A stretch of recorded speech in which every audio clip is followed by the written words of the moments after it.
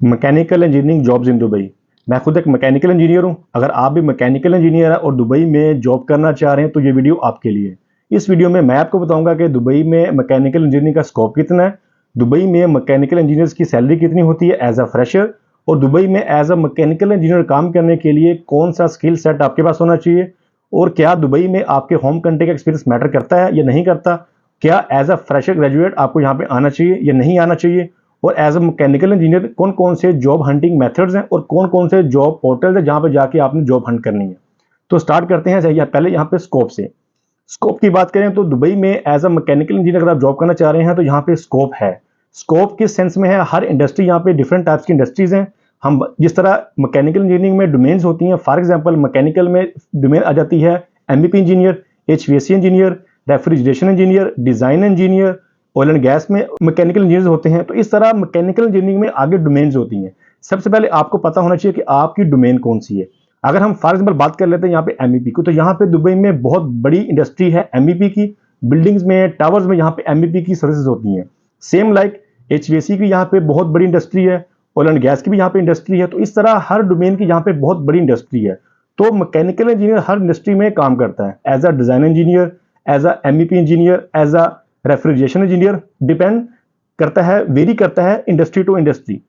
तो ये तो हो गया कि यहाँ पे स्कोप, तो यहाँ पे ऑब्वियसली बात है मैकेनिकल इंजीनियरिंग का स्कोप है। नेक्स्ट हम बात करते हैं कि यहाँ पे एज अ मैकेनिकल इंजीनियर काम करने के लिए कौन सा स्किल सेट आपके पास होना चाहिए। एज अ मैकेनिकल इंजीनियर यहाँ पे जो आपके पास स्किल सेट होना चाहिए, सबसे पहले आपके पास नॉलेज होना चाहिए फील्ड का। आपके पास नॉलेज होना चाहिए कि यहाँ पे काम कैसे होता है। फॉर एग्जाम्पल अगर हम बात करें, आपके पास प्रोडक्ट का नॉलेज होना चाहिए, आपके पास प्रोजेक्ट का नॉलेज होना चाहिए कि आप जो काम कर रहे हैं वो काम किस परस्पेक्टिव पॉइंट ऑफ व्यू से आप उसको देखते हैं, उसके कौन कौन से पैरामीटर्स हैं। For example in simple words अगर मैं आपको एग्जाम्पल दूं, अगर आप मैकेनिकल इंजीनियर तो आपको पता होगा हीट एक्सचेंजर्स का। अगर हम हीट एक्सचेंजर की बात करें तो हीट एक्सचेंजर जो होता है उसको डिजाइन किया जाता है डिफरेंट पैरामीटर्स के ऊपर, डिफरेंट स्टैंडर्ड्स के ऊपर। अब जो हीट एक्सचेंजर है वो टीमा स्टैंडर्ड के ऊपर डिजाइन किया जाता है, उसकी एक एक पार्ट डिजाइन होता है इस स्टैंडर्ड के ऊपर। तो ये होती है एक मैकेनिकल डिजाइन इंजीनियर की डोमेन के, उसने उसको डिजाइन कैसे करना है। तो ये तो मैंने आपको एक एग्जांपल दे दी। तो ये आपके पास नॉलेज होना चाहिए कि उसको एक कोई भी इक्विपमेंट है उसको डिजाइन करने के लिए कौन कौन से स्टैंडर्ड्स कंप्लाई होना लाजमी है। अगर मैं बात करूं सॉफ्ट स्किल की, तो ऑटोकैड आपको आना चाहिए। ऑटोकैड आपको, मैं ये नहीं कह रहा कि आपको एक्सपर्ट लेवल तक आना चाहिए, आपको एडवांस लेवल तक आना चाहिए। आपको ऑटोकैड इस लेवल तक आना चाहिए कि आपकी बेसिक स्ट्रांग हो कि आप इंटरव्यू डिफेंड कर लें। आपको इंटरमीडिएट लेवल का ऑटोकैड आना चाहिए। तो ये तो आपके पास हो गया एज अ मैकेनिकल इंजीनियर कौन सा स्किल सेट आपके पास होना चाहिए। थर्ड नंबर पे बात कर लेते हैं कि यहाँ पे मैकेनिकल इंजीनियरिंग की सैलरीज कितनी होती है एज अ फ्रेशर। देखिए यहाँ पे कोई भी आता है, चाहे उसका 1 साल का एक्सपीरियंस है, चाहे उसका 5 साल का एक्सपीरियंस है, यहाँ पे आके उसको एज अ फ्रेशर ही स्टार्ट करना पड़ता है। तो यहाँ पे जो मैकेनिकल इंजीनियर जो अर्न करता है ये डिपेंड करता है इंडस्ट्री टू इंडस्ट्री, ये डिपेंड करता है फील्ड टू फील्ड कि आप किस मैकेनिकल इंजीनियरिंग की किस फील्ड में जॉब करना चाह रहे हैं। तो इसकी जो एवरेज यहाँ पे सैलरी है as a fresher mechanical engineer 2500 दरम से लेके 3500 दरम तक है, और ये वेरी करता है इंडस्ट्री टू इंडस्ट्री। नेक्स्ट बात कर लेते हैं यहाँ पे कि आपको एज अ फ्रेशर यहाँ पे आना चाहिए या नहीं आना चाहिए। अगर मैं आपको पर्सनली बताऊं कि तो मेरी तरफ से आपको स्ट्रेट फॉरवर्ड आंसर है कि आप यहाँ पे फ्रेशर ना आए। अगर आप अभी यूनिवर्सिटी से ग्रेजुएट हुए हैं तो आप यहाँ पे ऐसे ही ना आए, आप एटलीस्ट अपनी होम कंट्री में 1 ईयर का एक्सपीरियंस लें।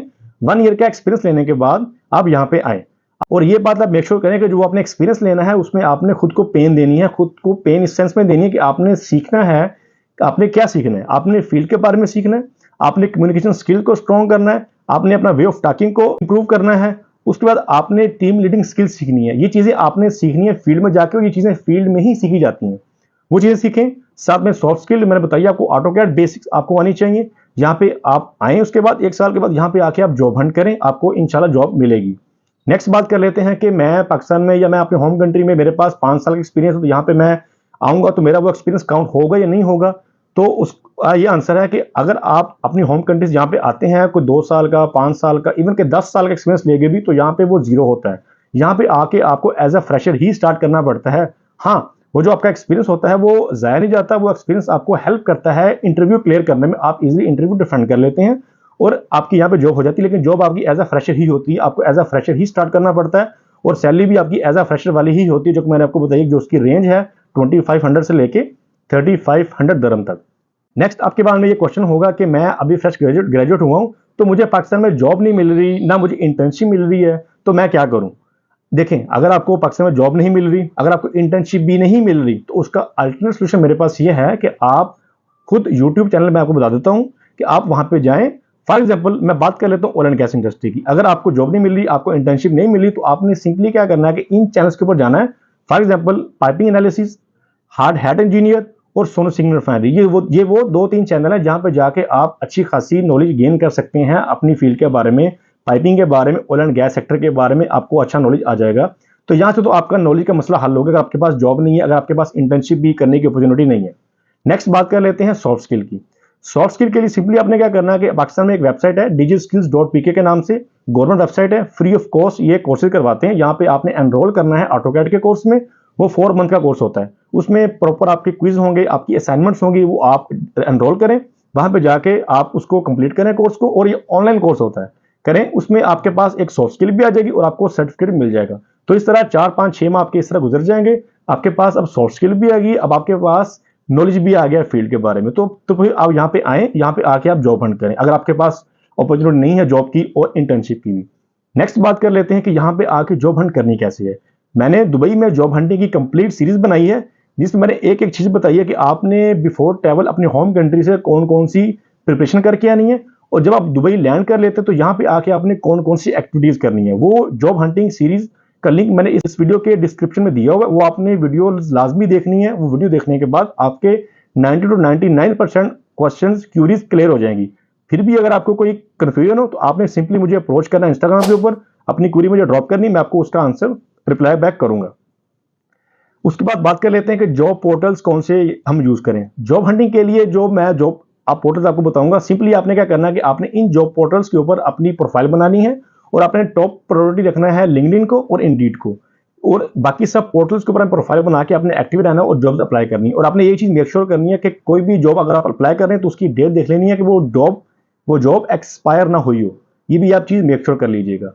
उसके बाद बात कर लेते हैं कि आपने जब जॉब्स अप्लाई करनी है तो आपने मेक श्योर करना है कि जब आप लिंक्डइन के ऊपर जॉब हंट कर रहे होंगे तो वहां पे 2 ऑप्शन होते हैं। एक ऑप्शन होता है इजी अप्लाई का, तो आपने इजी अप्लाई तो आप कर देंगे क्योंकि वो विद इन सेकंड्स आप अप्लाई कर देते हैं। लेकिन उसके बाद एक ऑप्शन होता है अप्लाई का, और वो जो अप्लाई का ऑप्शन होता है जब आप उसके ऊपर क्लिक करते हैं तो आपको रिडायरेक्ट करता है कंपनी की वेबसाइट के ऊपर। तो कोशिश करें कि आपने कंपनीज की वेबसाइट के ऊपर जाके, वहां पे थोड़ा टाइम लगेगा आपका, 2-4 मिनट, 5 मिनट, 10 मिनट, वहां जाके अपनी प्रॉपर डिटेल्स फिल करके वहां पे अप्लाई करें। क्योंकि कंपनीज जो होती हैं, जितनी कंपनीज, वो आपको मोस्टली प्रेफर करती हैं जो उन लोगों को जो कि उनकी वेबसाइट के ऊपर जाके खुद को रजिस्टर करते हैं और वहां जाके अप्लाई करते हैं। तो कोशिश करें कि आप कंपनीज की वेबसाइट के ऊपर जाके वहां पे अप्लाई करें।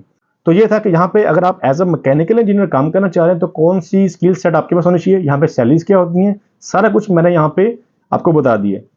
अगर आपको मेरे से ईमेल टेम्पलेट चाहिए, आपको मेरे से फॉलोअप ईमेल टेम्पलेट चाहिए, लिंक्डइन रेफरल मैसेज चाहिए, यूएई कंपनीज का बल्क डाटा चाहिए, या उसके बाद रिज्यूमे टेम्पलेट चाहिए, तो आप मुझे सिंपली इंस्टाग्राम के ऊपर अप्रोच करें। आप मुझे अपनी ईमेल आईडी इंस्टाग्राम पे सेंड करें, मैं आपको उस ईमेल के ऊपर ये सारी चीजें आपको सेंड कर दूंगा।